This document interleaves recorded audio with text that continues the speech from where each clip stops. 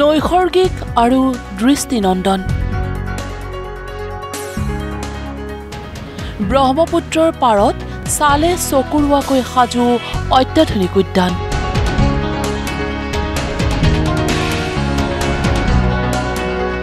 শিশুৰ খেলা-ধূলাৰ সঁজুলিৰ পৰা সংগীতলৈ চাইকেল ট্ৰেকৰ পৰা ৱাকিং জোনলৈ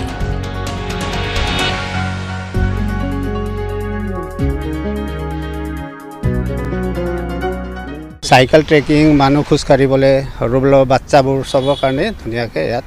সুবিধা দিয়া আছে 80% হৈ গ'ল আৰু 20% কাম বাকী আছে এইখিনি হৈ যাব সোনকালে জিমৰ পৰা নিশাৰ ৰঙীন লাইটলৈ সকলো থাকিব ৰিভাৰ ফ্ৰণ্টত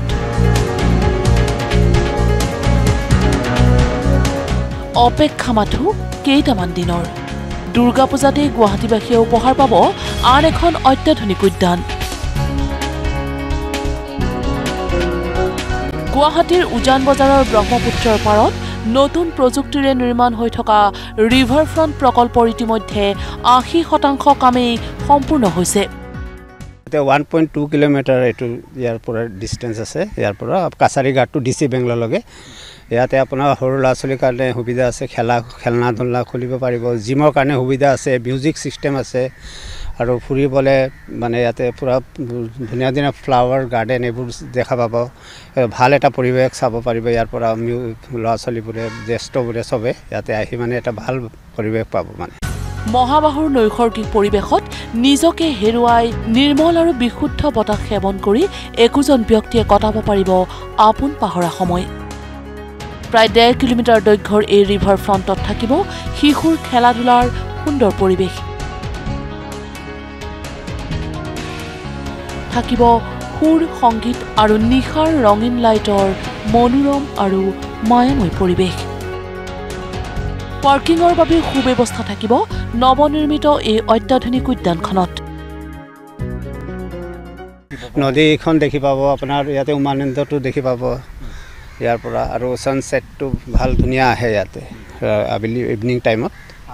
লাইটিংৰ সুবিধা পুৰা আছে ইয়াতে ৰাতি হলে বহুতে ধুনীয়া মানে এটা পৰিৱেশ দেখি পায় ইয়াৰ পৰা কথাটোতো মাৰিয়ে থাকে এনি টাইম ইয়াতে যেহেতু নদীটো ওচৰতে আছে ব্ৰহ্মপুত্ৰ আমাৰ চাইকেলৰ ট্ৰেকিং পুৰা আছে ইয়াতে এইটো চব আপুনি চাব পাৰে ইয়াৰ পৰা চাইকেল ট্ৰেকিং পুৰা আছে 1 নম্বৰৰ পৰা একদম লাষ্টলৈকে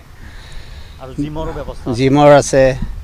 বাচ্চাবোৰৰ বেছিকে দিয়া আছে সবৰ কাৰণে মানে এটা মানে অপচন দিয়া আছে ইয়াতে ফুৰিবলৈ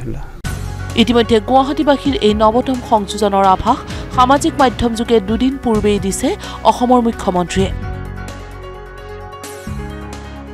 গুৱাহাটী স্মাৰ্ট চিটিৰ অধীনত নিৰ্মাণ হৈ থকা এই দৃষ্টিনন্দন প্ৰকল্প গুৱাহাটীবাসীৰ বাবে হ'ব এক অনন্য আৰু অপূৰ্ব উপহাৰ